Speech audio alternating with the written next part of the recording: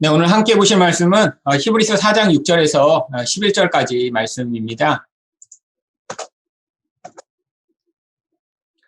제가 읽도록 하겠습니다. 그러면 거기에 들어갈 자들이 남아 있거니와 복음 전함을 먼저 받은 자들은 순종하지 아니함으로 말미암아 들어가지 못하였으므로 오랜 후에 다윗이 그래 다시 어느 날을 정하여 오늘이라고 미리 이같이 일렀으되 오늘 너희가 그의 음성을 듣거든 너희 마음을 완고하게 하지 말라 하였나니 만일 여호수아가 그들에게 안식을 주었더라면 그 후에 다른 날을 말씀하지 아니하셨으리라. 그런즉 안식할 때가 하나님의 백성에게 남아있도다. 이미 그의 안식에 들어간 자는 하나님이 자기의 일을 쉬신과 같이 그도 자기의 일을 쉬느니라. 그러므로 우리가 저 안식에 들어가기를 힘쓸지니 이는 누구든지 저 순종하지 아니하는 본에 빠지지 않게 하려 함이라. 아멘. 우리가 지난 시간에 이제 믿는 자들만 안식에 들어갈 수 있다라고 하는 이제 1절부터 5절까지 말씀을 이제 배웠고요. 오늘은 그렇기 때문에 안식에 들어가기를 힘쓰라. 이 힘쓰라고 하는 것은 열망하라, 사모하라, 간절히 바라라라고 할 수 있습니다.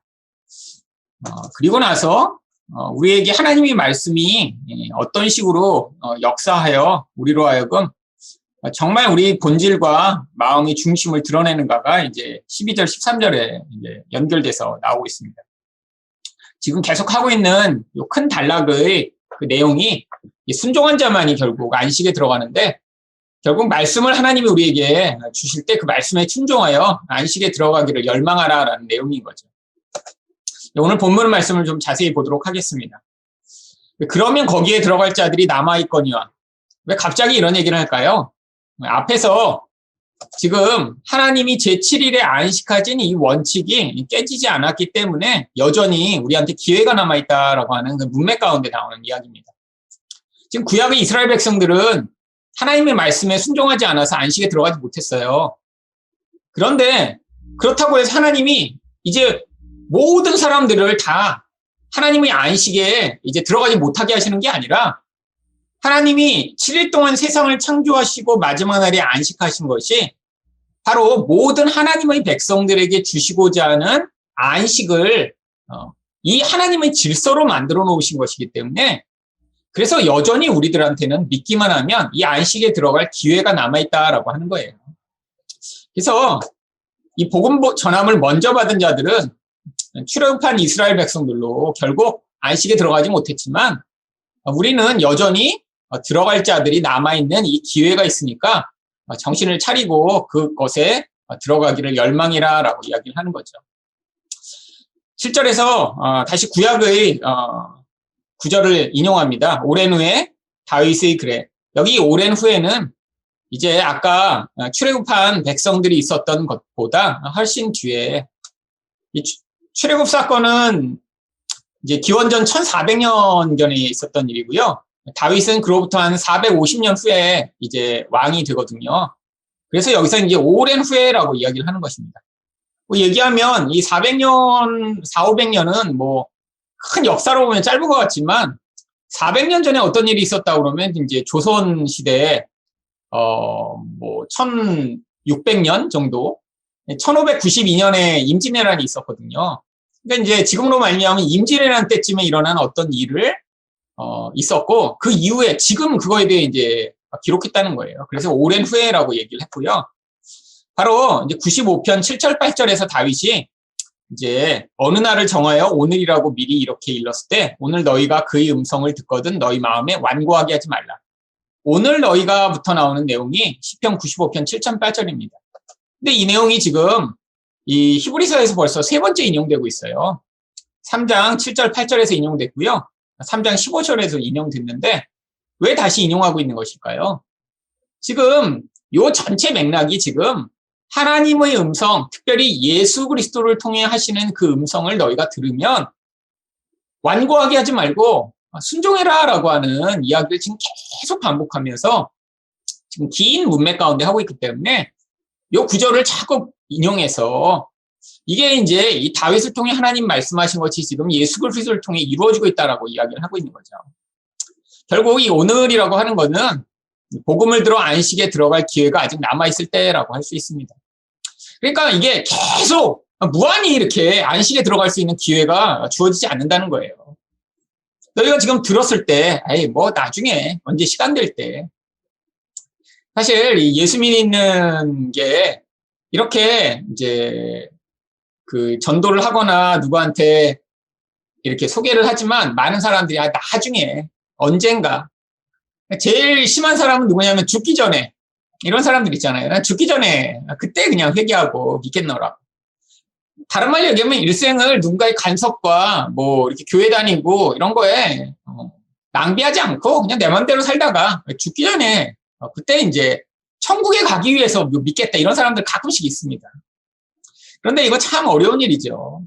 여러분 일생을 하나님과 반대되는 방향으로 갔는데 그래서 마음이 완전히 완악하게 된 이 끝에 가 있는 사람이 죽음의 그 순간에 갑자기 돌이켜갖고 그때 하나님의 길로 이렇게 돌이킨다. 이거 있을 수 없는 일입니다. 물론 하나님이 그런 일을 하실 수 있죠.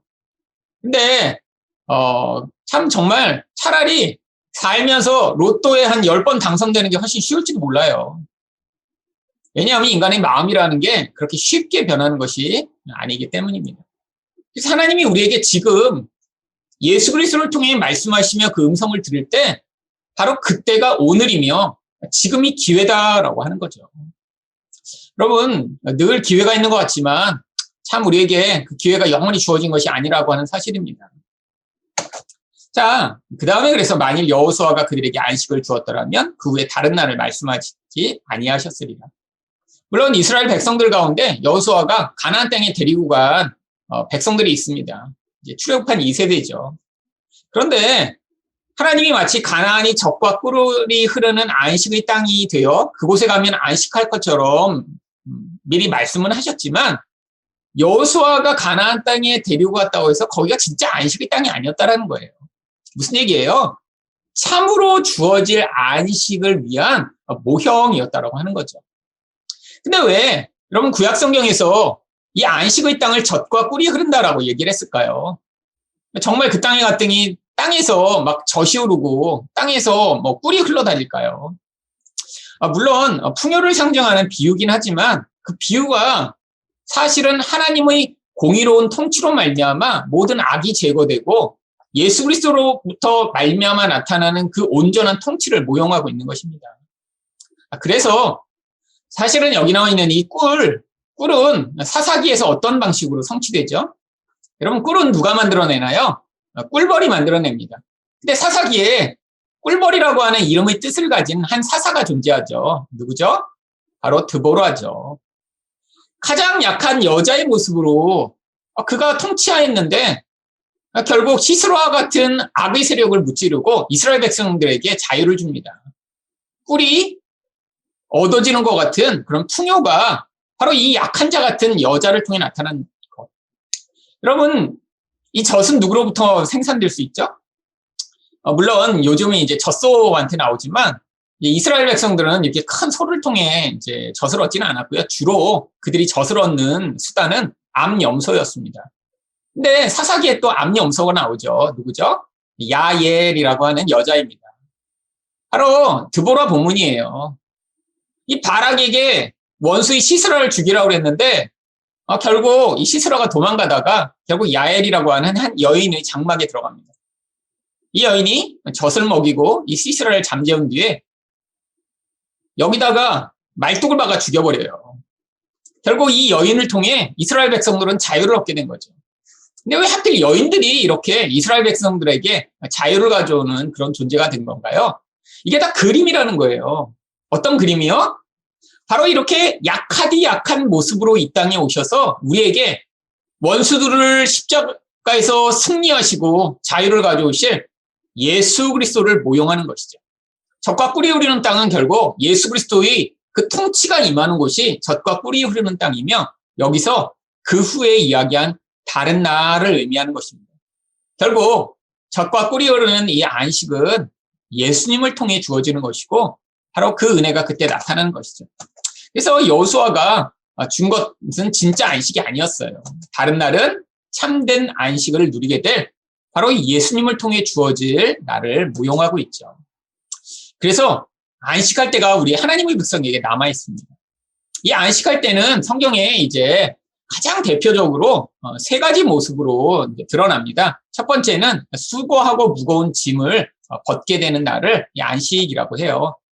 마태복음 11장 28절을 보시면 수고하고 무거운 짐진 자들아 다 내게로 오라 내가 너희를 쉬게 하리라. 이 쉬게 하리라가 바로 안식케 하리라라고 하는 동일한 단어입니다. 여러분 이 쉼이라고 하는 것 왜 쉼을 사람들이 열망하죠? 인생의 과정이 너무 수고하고 무거운 짐진 같기 때문이죠. 여러분 그렇게 느껴보신 적 없으신가요? 정말 어깨가 무겁다. 청년 때보다 결혼하고 애가 있고 뭐 내가 돌볼 가족이 있고 그러면 그 무게가 점점 이제 무거워집니다. 그럴 수밖에 없죠. 인생이라는 게. 누군가를 책임져야 된다는 그 무게. 그런데 성경에서 왜 이 수고하고 무거운 짐을 예수님이 벗겨주시겠다고 하신 것이죠.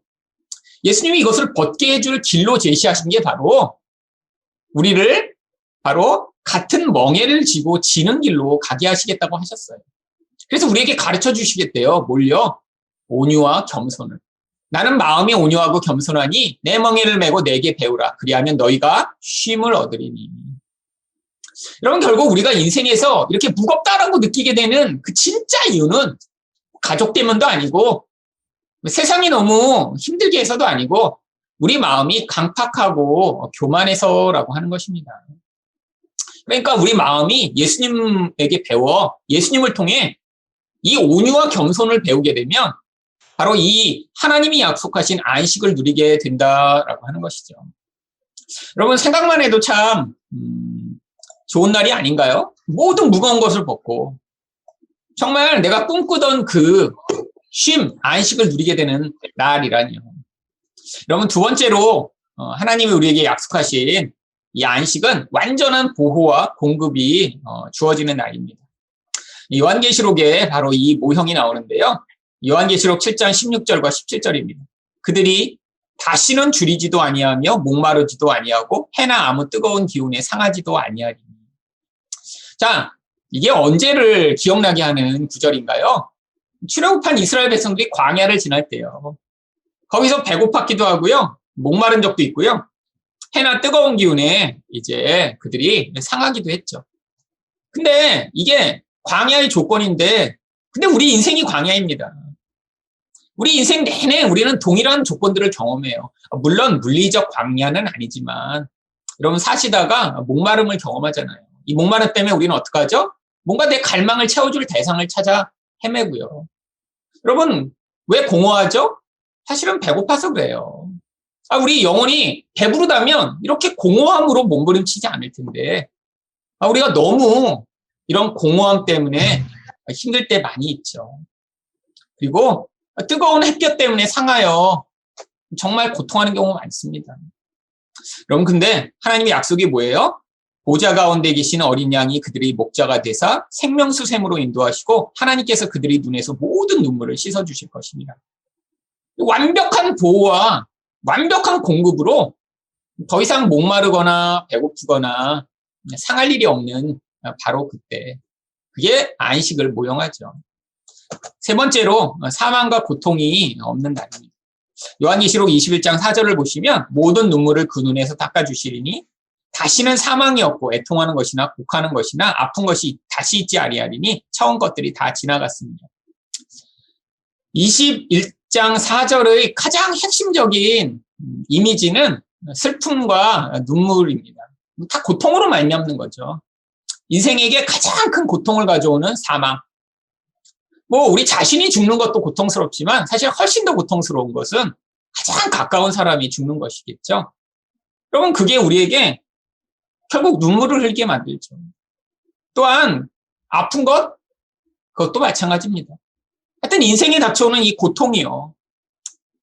근데 이것으로 말미암는 우리의 영혼이 깨어지고 아파야 흘리는 이 모든 눈물을 다시는 흘리지 않게 되는 그날.